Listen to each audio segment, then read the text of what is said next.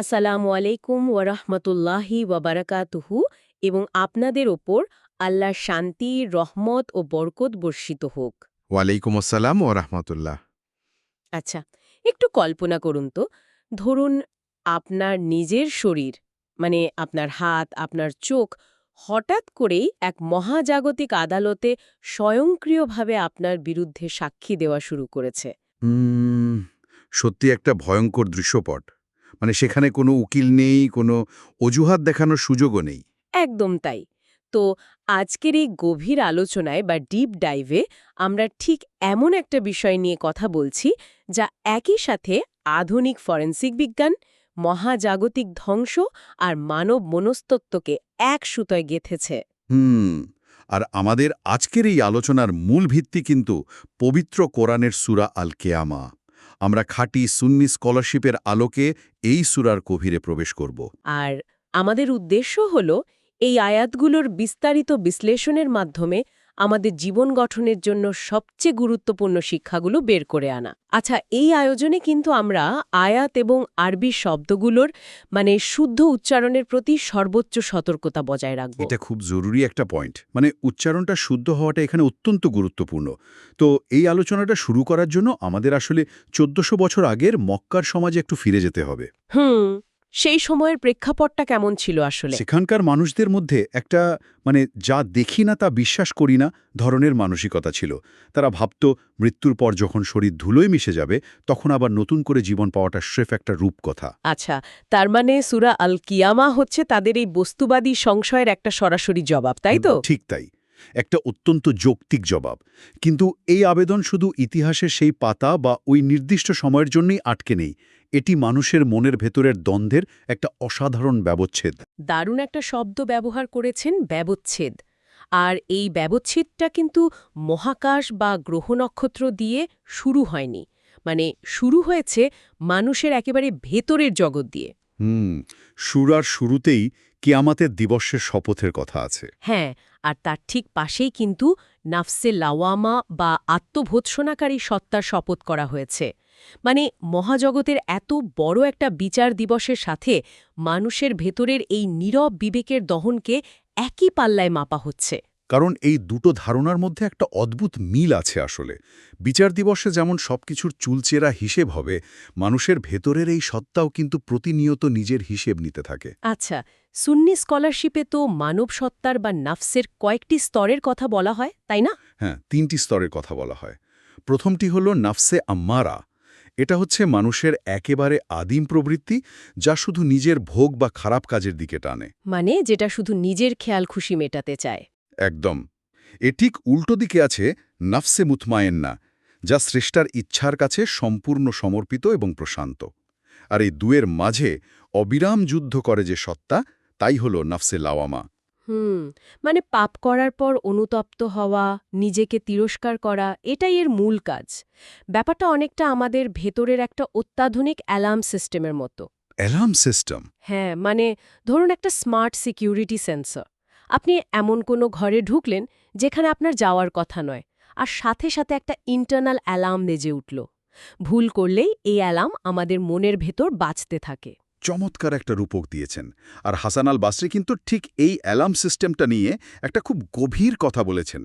উনার মতে একজন প্রকৃত মোমেন বা বিশ্বাসী সবসময় এই লাওয়ামা স্তরে থাকেন। সবসময়? শুধু খারাপ কাজ করলেই যে অনুশোচনা আসবে তা তো নয়। ঠিক ধরেছেন। একজন মোমেন একটা ভালো কাজ করার পরও নিজেকে প্রশ্ন করেন, আমি কি কাজটা আরও নিখুঁতভাবে করতে পারতাম? আমার উদ্দেশ্য কি আসলেই নিঃস্বার্থ ছিল? সুবহানাল্লাহ! এই যে প্রতিনিয়ত নিজেকে যাচাই করা, একটা কন্টিনিউয়াস ইন্টারনাল অডিট। হ্যাঁ, আর এই সেলফ অডিট বন্ধ হয়ে যাওয়া মানেই আসলে আধ্যাত্মিকভাবে মারা যাওয়া। এই মনস্তাত্ত্বিক পর্যালোচনার পরেই সূরায় একটা খুব চমকপ্রদ ব্যাপার আসে। যখন অবিশ্বাসীরা প্রশ্ন করত যে মৃত্যুর পর হাড়গোড় কিভাবে জোড়া লাগানো হবে। তখন আল্লাহ তাআলা জবাব দিচ্ছেন বানান, বা আঙুলের অগ্রভাগের কথা বলে। আরবি শব্দটা হলো বানান। বলা হচ্ছে শুধু হাড়গোড় নয়, একেবারে আঙুলের ছাপ পর্যন্ত নিখুঁতভাবে পুনরায় তৈরি করা হবে। এই জায়গাটাতেই আমার সবচেয়ে বেশি অবাক লাগে। ঊনবিংশ শতাব্দীতে এসে আধুনিক ফরেন্সিক বিজ্ঞান প্রমাণ করল যে পৃথিবীর প্রতিটি মানুষের আঙুলের ছাপ আলাদা। একদম। আর ১৪০০ বছর আগের একটা টেক্সট কিভাবে এত স্পেসিফিক একটা বায়োলজিক্যাল আইডেন্টিটির কথা বলছে, মানে এটা তো আক্ষরিক অর্থে একটা মিরাকল। ডক্টর জোঘালুল আল নাজ্জারের মতো আধুনিক স্কলাররা কিন্তু ঠিক এই জায়গাটাতেই জোর দিয়েছেন। এখানে শুধু ফিজিক্যাল বডি রিস্টোর করার কথা বলা হচ্ছে না। আচ্ছা, তাহলে আরও গভীর কিছু বোঝানো হচ্ছে।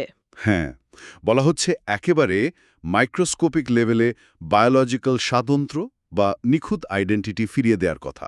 একজন মানুষের অস্তিত্বের একেবারে ডিএনএ বা ফিঙ্গারপ্রিন্ট লেভেলের যে সিগনেচার, স্রষ্টা সেটা পর্যন্ত হুবহু ফিরিয়ে আনবেন। অবিশ্বাস্য। কিন্তু তারপরেও একটা প্রশ্ন থেকেই যায়। মানুষ তো এই সূক্ষ্ম প্রমাণগুলো দেখতে পাচ্ছে, ভেতরের অ্যালার্মও বাজছে, তারপরও সে আখিরাতকে অস্বীকার করে কেন? এটা কি তার বোঝার বা যুক্তির অভাব? আসলে তা নয়। সূরায় একটা দারুণ শব্দ ব্যবহার করা হয়েছে, লিয়াফ জুরা আমামাহু। এর মানে হল নিজের সামনের দিনগুলোতে খেয়াল খুশি মতো জীবনযাপন করতে চাওয়া। মানে এটা আসলে একটা সাইকোলজিক্যাল এসকেপ রুট। ঠিক, মুজাহিদ এবং ইবনু জায়েদের মতো ধ্রুপদী মুফাসসিররা ঠিক এই মনস্তাত্ত্বিক জায়গাটাই ধরেছেন। মানুষ আসলে আখেরাতকে লজিকের অভাবে অস্বীকার করে না। সে অস্বীকার করে কারণ সে কোনো নৈতিক বাধ্যবাধকতার মধ্যে থাকতে চায় না। ও, বুঝতে পেরেছি। মানে যদি কেয়ামাত বা বিচার বলে কিছু না থাকে, তাহলে তো ওই নাফসে আম্মারাহ বা আদিম প্রবৃত্তিকে একেবারে স্বাধীনভাবে ছেড়ে দেওয়া যায়। একদম তাই। ধর্ম বা স্রষ্টাকে অস্বীকার করার পেছনে ইন্টেলেকচুয়াল সংকটের চেয়ে এই মনস্তাত্ত্বিক সুবিধাবাদ বা নিজের খেয়ালখুশি মতো চলার ইচ্ছাই বেশি কাজ করে। কিন্তু মানুষের এই ভেতরের অবাধ্যতা বা অস্বীকার করার প্রবণতাটা তো একটা পর্যায়ে গিয়ে বাইরের এক ভয়ঙ্কর বাস্তবতার সাথে ধাক্কা খাবে, তাই না? হ্যাঁ, এরপরেই ভেতরের জগৎ থেকে আমরা বাইরের মহাজগতের দিকে যাই। মহাজাগতিক ধ্বংসের যে দৃশ্যপট এখানে আঁকা হয়েছে তা রীতিমতো শিউরে ওঠার মতো। সূরায় বলা হয়েছে, যখন কেয়ামত আসবে তখন পদার্থবিজ্ঞানের আমাদের চেনা সমস্ত নিয়ম ভেঙে পড়বে। আরবিতে বলা হয়েছে বারিকা আল বাসার, অর্থাৎ মানুষের দৃষ্টি ধাঁধিয়ে যাবে বা স্থির হয়ে যাবে ভয়ে, চাঁদ আলোহীন হয়ে পড়বে এবং সূর্য ও চাঁদকে একসাথে মিলিয়ে দেওয়া হবে। আচ্ছা, মুজাহিদ এবং ইবনে কাসিরের মতো স্কলাররা তো একে মহাজাগতিক ভারসাম্য নষ্ট হওয়ার রূপক হিসাবে দেখেছেন, তাই না? ঠিক।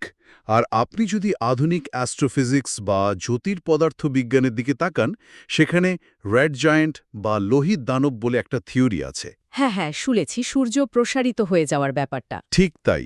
এই থিওরি বলছে আমাদের সূর্য একসময় তার ভেতরের জ্বালানি শেষ করে বিশাল আকার ধারণ করবে এবং প্রসারিত হতে হতে চাঁদের কক্ষপথ পর্যন্ত সব গ্রাস করে নেবে।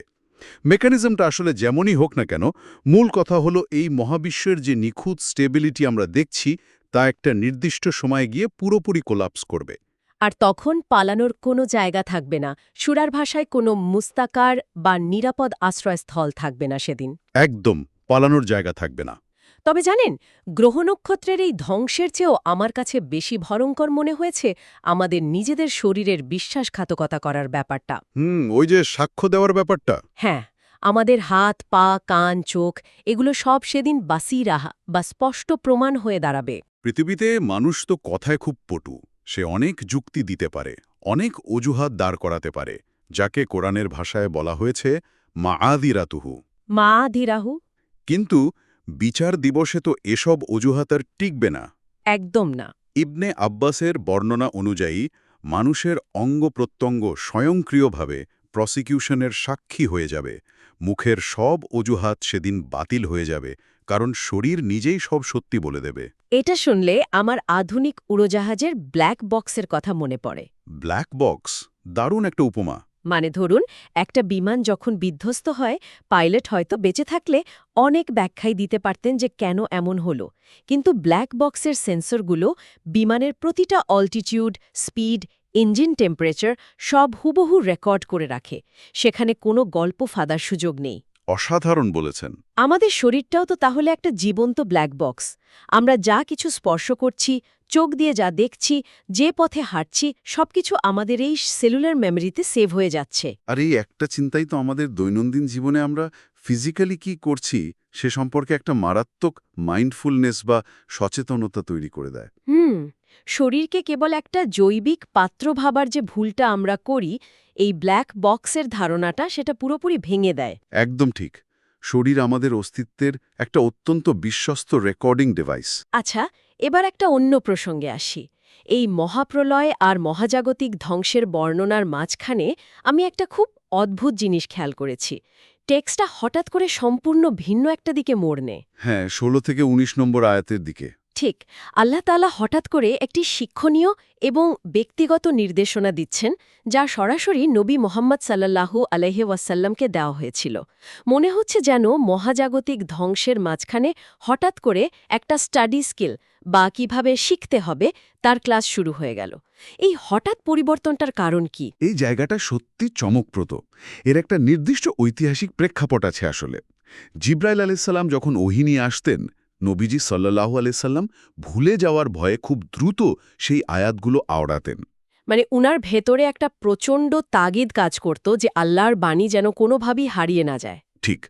তখন আল্লাহ তাকে নিষেধ করেন, বলেন তাড়াহুড়ো করে জিহ্বা নাড়ানোর দরকার নেই, শুধু মনোযোগ দিয়ে শুনো। এটা সংগ্রহ করার এবং পড়ানোর দায়িত্ব আমার। আপনি জানলে অবাক হবেন, আধুনিক শিক্ষা মনস্তত্ত্বে কগনিটিভ লোড থিওরি বলে একটা খুব জনপ্রিয় ধারণা আছে। আচ্ছা, এই থিওরিটা কিভাবে কাজ করে এখানে?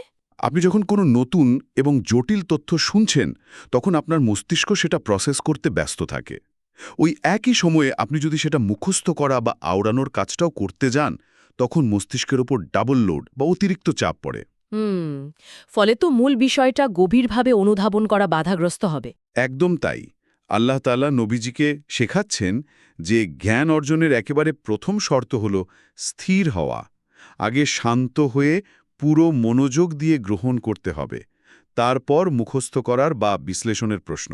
সুবহানাল্লাহ, শেখার পদ্ধতির এমন একটা সাইকোলজিক্যাল লেসন এত প্রাচীন টেক্সটে থাকাটা আসলেই অভাবনীয়। তবে এর পরের অর্থাৎ ১৯ নম্বর আয়াতটা নিয়ে একটা খুব বড় আলোচনা আছে, তাই না? হ্যাঁ, আল্লাহ বলছেন, অতঃপর এর বিশদ বর্ণনার দায়িত্ব আমারই। থুম্মা ইন্না আলাইনা বায়ানাহ। যারা দাবি করেন যে শুধু কোরআনই যথেষ্ট, হাদিস বা সুন্নার কোনো দরকার নেই, তাদের জন্য এটা নাকি খুব বড় একটা কাউন্টার আর্গুমেন্ট। শুধু বড় না, সবচেয়ে শক্তিশালী কাউন্টার আর্গুমেন্ট। সৈয়দ আবুল আলা মওদুদি এবং আল সাঈদীর মতো স্কলাররা অত্যন্ত শক্তভাবে এই জায়গাটি বিশ্লেষণ করেছেন। ওনাদের যুক্তিটা ঠিক কি ছিল? যুক্তিটা খুব সোজা।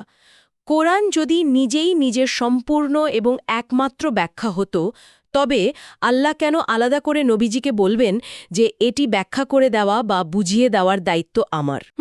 মানে কোরআন আমাদের নির্দেশ দেয় নামাজ পড়ার জন্য, কিন্তু রুকু কিভাবে হবে, সিজদা কয়টা হবে, তা তো কোরআনে বিস্তারিত বলা নেই। ঠিক। এই যে প্রচ্ছন্ন ওহী, যাকে সুন্নি স্কলাররা ওয়াহি খাফি বলেন, সেটাই হলো সুন্নাহ। নবীজির সুন্নাহ হল কোরআনের সেই ডিভাইনলি গ্যারান্টেড এক্সপ্লেনেশন বা ব্যাখ্যা। তার মানে কেউ যখন সুন্নাহকে অস্বীকার করছে, সে আসলে কোরআনের এই আয়াতে দেওয়া আল্লাহর প্রতিশ্রুতিটা কি অস্বীকার করছে? একদম সঠিক পয়েন্ট ধরেছেন। আচ্ছা, এত সুন্দর করে শেখার এবং সংরক্ষণের পদ্ধতির পর আলোচনাটা আবার মানুষের সেই মূল সমস্যায় ফিরে যায়। বলা হচ্ছে মানুষ নগদ বা তাৎক্ষণিক জীবনকে ভালোবাসে। আরবি শব্দটা হলো আজিলা। হ্যাঁ, মানুষ নগদটাকে ভালোবাসে এবং আখেরাতকে ছেড়ে দেয়। কিন্তু দাঁড়ান, মানুষের এই তাৎক্ষণিক প্রাপ্তির মোহ নিয়ে আমার একটা খটকা আছে। আমরা তো বায়োলজিক্যালি এভাবেই প্রোগ্রামড। মানে হচ্ছে, আমাদের সামনে যখন কোনো নগদ পুরস্কার থাকে, আমরা সেটাই নিতে চাই। ইনস্ট্যান্ট গ্র্যাটিফিকেশনের এই সাইকোলজি তো আমাদের টিকে থাকার একটা অংশ। তাহলে এর জন্য মানুষকে দোষ দেওয়া কতটা যৌক্তিক? আপনার পয়েন্টটা খুবই ভ্যালিড। মানুষ জন্মগতভাবেই নগদ জিনিস পছন্দ করে। কোরআন কিন্তু মানুষের এই বায়োলজিক্যাল ওয়ারিং বা সাইকোলজিকে অস্বীকার করছে না। তাহলে সমস্যাটা কোথায়? কোরআন দেখাচ্ছে যে এই আজিলহা বা তাৎক্ষণিক প্রাপ্তির ফোকাসটা যখন এত বেশি হয়ে যায় যে মানুষ অনন্তকালের পরিণতিকে একদম ভুলে যায়, সমস্যাটা তৈরি হয় ঠিক তখন। বুঝতে পেরেছি। শর্ট টার্ম গেইনের জন্য লং টার্ম ভিশন হারিয়ে ফেলা। ঠিক। আর এই ইনস্ট্যান্ট গ্র্যাটিফিকেশনের মোহ থেকে বের হওয়ার একমাত্র উপায় হল আখেরাতের পুরস্কারের বিশালতাটাকে লজিক্যালি অনুধাবন করা। আর সেই বিশালতার কথা বলতে গিয়েই কেয়ামতের দিন দুই ধরনের চেহারার বর্ণনা দেওয়া হয়েছে। এক দল হবে বিষণ্ণ অন্ধকারাচ্ছন্ন আর আরেক দল হবে নাদিরা অর্থাৎ উজ্জ্বল ও আনন্দিত। ঠিক। কিন্তু তারা কেন এত উজ্জ্বল হবে জানেন? কারণ তারা সেদিন তাদের স্রষ্টাকে সরাসরি দেখতে পাবে, যাকে ইসলামিক থিওলজিতে বলা হয় রুয়াতুল্লাহ। স্রষ্টা সরাসরি দর্শন। আমরা তো সাধারণত জান্নাত বলতে নদী বাগান বা ফিজিক্যাল রিওয়ার্ডের কথা ভাবি, কিন্তু সর্বোচ্চ পুরস্কার যে স্বয়ং স্রষ্টাকে দেখতে পাওয়া, এই কনসেপ্টটা তো বিশাল। এটা নিয়ে কিন্তু ইসলামিক স্কলারশিপে অনেক বড় বিতর্ক হয়েছে একসময়। মুতাজিরা নামে একটা যুক্তিবাদী গোষ্ঠী ছিল, যারা দাবি করত যে আল্লাহকে দেখা অসম্ভব। তাদের যুক্তি কি ছিল? তাদের যুক্তি ছিল, কাউকে দেখতে হলে তাকে ফিজিক্যাল স্পেস বা কোনো একটা নির্দিষ্ট দিকের ভেতরে থাকতে হবে, আলো প্রতিফলিত হয়ে চোখে আসতে হবে, যা আল্লাহর জন্য প্রযোজ্য হতে পারে না। আচ্ছা, তাহলে সুন্নি আকিদা এর জবাবে কি বলে? সুন্নি আকিদা, যাতে আশারি, মাতুরিদি এবং আসারি মতবাদ অন্তর্ভুক্ত, তারা কোরআনের এই আয়াতের ভিত্তিতে সর্বসম্মতভাবে প্রমাণ করেছেন যে মুমিনরা আখেরাতে আক্ষরিক অর্থেই আল্লাহকে দেখতে পাবে। তবে এই দেখাটা হবে বিনা কাইফ। এই বিনা কাইফের মানেটা যদি একটু সহজ করে বুঝিয়ে বলেন। এর মানে হল কোনো ধরন বা ফিজিক্যাল ডাইমেনশন জিজ্ঞাসা করা ছাড়া, মানে আমাদের এই দুনিয়ার পদার্থবিজ্ঞানের নিয়ম বা স্পেস টাইমের লিমিটেশন দিয়ে তো আখেরাতের পদার্থবিজ্ঞানকে মাপা যাবে না। স্পেস টাইমের বাইরের একটা ব্যাপার। একদম। বুখারী ও মুসলিম শরীফে নবীজি সাল্লাল্লাহু আলাইহি সাল্লামের বিখ্যাত একটা হাদিস আছে। তিনি পূর্ণিমার চাঁদের দিকে তাকিয়ে সাহাবীদের বলেছিলেন, তোমরা তোমাদের রবকে ঠিক সেইভাবেই দেখতে পাবে যেভাবে ওই চাঁদকে দেখছ, এবং এতে তোমাদের কোনো ভিড় বা কষ্ট হবে না। সুবহান আল্লাহ। এখানে তো চাঁদের সাথে স্রষ্টার কোনো তুলনা করা হয়নি, বরং দেখার নিশ্চয়তা ও স্পষ্টতার একটা উপমা দেওয়া হয়েছে, তাই না? একদম ঠিক বলেছেন। অর্থাৎ কোনো রকম আড়াল ছাড়া একেবারে স্পষ্টভাবে মানুষ তার স্রষ্টাকে দেখতে পাবে। এই অনন্তকালের এত বড় একটা পুরস্কার বা শাস্তির বাস্তবতা মানুষ ভুলে থাকে তার দুনিয়াবি মোহ আর অহংকারের কারণে। কিন্তু এই অহংকারের বেলুনটা তো একটা জায়গায় এসে চুপসে যায়। মৃত্যুর মুখোমুখি হলে।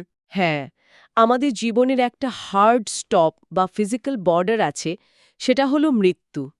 যখন প্রাণ কণ্ঠনালীতে বা তারাকিতে এসে পৌঁছায়, তখন মানুষের অবস্থাটা কেমন হয়? তখন মানুষ এক চরম অসহায়ত্বের মুখোমুখি হয়। সে বুঝতে পারে তার সময় শেষ। বাঁচার জন্য সে মুড়িয়া হয়ে বাক্তার বা জাদুকর খোঁজে। আরবিতে রাখ শব্দটা ব্যবহার করা হয়েছে, যা দিয়ে ঝাড়ফুঁককারী বা নিরামরকারীকে বোঝায়, কিন্তু কোনো কিছুতেই আর কাজ হয় না। আমি একজন বিলিয়নিয়ার মানুষের কথা ভাবছিলাম। ধরুন, তার ব্যাংক ব্যালেন্স হয়তো উপচে পড়ছে, তার ইশারায় হয়তো প্রাইভেট জেট চলে আসে, হুম। কিন্তু ওই নির্দিষ্ট মুহূর্তে তার সমস্ত সম্পদ দিয়ে সে এক ফোঁটা অক্সিজেন বা একটা অতিরিক্ত শ্বাসও কিনে নিতে পারে না। ফিজিক্যাল অসহায়ত্বের এই চূড়ান্ত রূপ মানুষের যাবতীয় অহংকার আর ক্ষমতাকে এক সেকেন্ডে ভেঙে চুরমার করে দেয়। আর ওই মুহূর্তটার একটা অদ্ভুত দৃশ্যপট কোরআন আঁকছে। ২৯ নম্বর আয়াতে বলা হয়েছে, পায়ের নলার সাথে নলা জড়িয়ে যাবে। আচ্ছা, এর মানে কি? আরবিতে বলা হয়েছে ওয়ালতাফত আসাকু বিসাক। এই আয়াতটা এতই গভীর যে ধ্রুপদী স্কলারদের মাঝে এর দুটো দারুণ ভিন্নমুখী ব্যাখ্যা আছে। কি রকম? হাসান আল বাসরি মতো স্কলাররা এর আক্ষরিক ব্যাখ্যা দিয়েছেন। মৃত্যুর সময় মানুষের শরীরে যে আড়ষ্ঠতা আসে, যাকে আমরা মেডিকেলি রিগর মর্টিস বলি, অথবা মৃত্যুর পর যখন কাফন পরানোর জন্য মৃতদেহের দুই পা একসাথে বেঁধে দেওয়া হয়, এটা সেই ফিজিক্যাল অবস্থার কথা বলছে। এটা তো একদম দৃশ্যমান একটা ব্যাপার। আর দ্বিতীয় ব্যাখ্যাটা?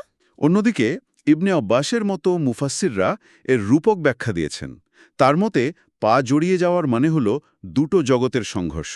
দুটো জগতের সংঘর্ষ। হ্যাঁ, অর্থাৎ দুনিয়া ছাড়ার অপরিসীম কষ্ট এবং আখেরাতের অজানা শাস্তির ভয়, এই দুই ভয়ঙ্কর অনুভূতির একসাথে এসে ধাক্কা খাওয়া। আল্লাহু আকবার। এই চরম অসহায়ত্বের বর্ণনা দেওয়ার ঠিক পরপরই তো মক্কার বিখ্যাত নেতা আবু জাহেলের সেই অহংকার করে হাঁটার প্রসঙ্গটা টানা হয়েছে। হ্যাঁ, বলা হচ্ছে যে সে সত্য বিশ্বাস করেনি, নামাজ পড়েনি, বরং অহংকার করে তার পরিবারের দিকে হেঁটে গেছে। আরবিতে শব্দটা হলো ইয়াতামাত্তা, যা দিয়ে অহংকারে বুক ফুলিয়ে হেলে দুলে হাঁটাকে বোঝায়। মানে একেবারে চরম অধ্যত্ব। ইবনে আব্বাসের বর্ণনা মতে এটি সরাসরি আবু জাহেলের শারীরিক অহংকারকে নির্দেশ করে। সে ভাবত মক্কার এই উপত্যকায় তার চেয়ে শক্তিশালী আর কেউ নেই। চরম ক্ষমতার এই দম্ভকে আল্লাহ ব্যঙ্গ করে সতর্কবাণী দিয়েছেন যে ধ্বংস তোমার একেবারে সুন্নিকটে। তাই না? এই মৃত্যুর অসহায়ত্ব আর মানুষের অহংকারের পতনের পর কোরআন এবার একটা উপসংহারের দিকে যায়, আর সেই উপসংহারটা কোনো ইমোশনাল আপিল না। না, বরং একটা অত্যন্ত যৌক্তিক এবং বৈজ্ঞানিক প্রমাণ। ঠিক, মানুষকে প্রশ্ন করা হচ্ছে সে কি মনে করে তাকে এমনি উদ্দেশ্যহীনভাবে ছেড়ে দেওয়া হবে। আরবিতে বলা হয়েছে সুদা। এরপর মানব ভ্রূণতত্ত্ব বা এমব্রায়োলজির পর্যায়গুলো বলা হয়েছে। এটা অসাধারণ যে মেটাফিজিক্স বা আধ্যাত্মিক দর্শনের একটা বিষয় প্রমাণ করতে গিয়ে কোরআন সরাসরি বায়োলজি বা জীববিজ্ঞানের সাহায্য নিচ্ছে। এটাকে ফিলসফি বা লজিকে বলা যায় একটা নিখুঁত সিলোজিজম। সূরা শেষ দিকে বলা হয়েছে, মানুষ কি একসময় নুতফা বা এক ফোঁটা তুচ্ছ তরল ছিল না? সূরা আল মুমিনুনেও তো এমন বর্ণনা আছে। হ্যাঁ, এরপর সেটা আলাকা বা মাতৃগর্ভে ঝুলে থাকা একটা রক্তপিণ্ডে পরিণত হয়। আপনি যদি আধুনিক ইলেকট্রন মাইক্রোস্কোপ দিয়ে ভ্রূণের একেবারে প্রাথমিক পর্যায়গুলো দেখেন, এই আরবি শব্দগুলোর বর্ণনার সাথে তার একটা নিখুঁত বায়োলজিক্যাল মিল দেখতে পাবেন। আর যুক্তির জায়গাটা হলো যে স্রষ্টা ওই এক ফোঁটা তুচ্ছ তরল থেকে একটা এত জটিল স্নায়ুতন্ত্র, চোখ, কান, বিবেক সম্পন্ন একটা পূর্ণাঙ্গ মানুষ সৃষ্টি করতে পারেন, তার পক্ষে কি ধুলোয় মিশে যাওয়া হাড়গোড় থেকে পুনরায় জীবন দেওয়া কঠিন কিছু? একদমই না। এই একটা লজিক তো সংশয়বাদীদের সব ধরনের স্কেপটিসিজম বা অবিশ্বাসকে একেবারে শেকড় থেকে উপড়ে ফেলে। ঠিক বলেছেন। আমাদের সৃষ্টির শুরুর দিকের এই ক্ষুদ্র অবস্থাটা নিয়ে যদি আমরা চিন্তা করি, তাহলে আমাদের নিজেদের শরীর আর বুদ্ধি নিয়ে অহংকার করার আর কোনো জায়গাই থাকে না। মানুষের সব অহংকার দূর হয়ে স্রষ্টার প্রতি বিনম্রতা চলে আসে। আমরা বুঝতে পারি একটা মাইক্রোস্কোপিক সেল থেকে আমাদের এই পূর্ণাঙ্গ সত্তায় ট্রান্সফরমেশন বা রূপান্তরটাই হলো পুনরুত্থানের সবচেয়ে বড় এবং অকাট্য প্রমাণ। আসলে অসাধারণ একটা সফর ছিল আজকের এই আলোচনা। আমরা যদি একটু পেছন ফিরে তাকাই, আজ আমরা আসলে দেখলাম যে আমাদের প্রতিনিয়ত আত্মপর্যালোচনা করতে হবে, ভেতরের ওই নফসে লাওয়ামা বা স্মার্ট সেন্সারটাকে সজাগ রাখতে হবে। আর আমাদের শরীরটা নিজেই একটা ব্ল্যাক বক্স, তাই দৈনন্দিন জীবনে প্রতিটি কাজের প্রতি আমাদের অত্যন্ত সচেতন হওয়া জরুরি। আর সবচেয়ে বড় কথা, তাৎক্ষণিক মোহের ফাঁদ থেকে বেরিয়ে অনন্তকালের কথা ভাবা, স্রষ্টার দর্শনের জন্য প্রস্তুতি নেওয়া। এই সব কিছুর পর আমি শুধু একটা গভীর দার্শনিক ভাবনার দিকে শ্রোতাদের দৃষ্টি আকর্ষণ করতে চাই। বলুন। আমরা যে পায়ের নলার সাথে নলা জড়িয়ে যাওয়ার আক্ষরিক আর রূপক ব্যাখ্যার পার্থক্য নিয়ে কথা বললাম, এটা কিন্তু আমাদের বুঝিয়ে দেয় যে আমাদের এই মানবীয় ভাষা আসলে খুব সীমাবদ্ধ। মানে ভাষা দিয়ে সবটা বোঝাও যায় না। ঠিক। কোরআন আমাদের পরিচিত জগতের উপমা দিয়ে, আমাদের চেনা শব্দ দিয়ে পরকালের সেই অচেনা এবং বিশাল জগৎকে বোঝানোর চেষ্টা করেছে মাত্র। মৃত্যুর পরের সেই বাস্তবতা আমাদের কল্পনার চেয়েও অনেক বেশি বিশাল। আসলেই তাই। এই বিশালতা এবং আমাদের সীমাবদ্ধতা নিয়ে আমরা যত চিন্তা করব, স্রষ্টার প্রতি আমাদের বিনম্রতা তত বাড়বে। এটি শ্রোতাদের নিজেদের মতো করে আরও চিন্তা ও অন্বেষণ করার জন্য উদ্বুদ্ধ করবে বলে আমার বিশ্বাস। তো আজ আমরা এখানেই আমাদের ডিপ ডাইভ শেষ করছি। জাযাকাল্লাহু খাইর। আল্লাহ আপনাকে উত্তম প্রতিদান দিন আমাদের কথা শোনার জন্য, আপনার মূল্যবান সময় ব্যয় করার জন্য।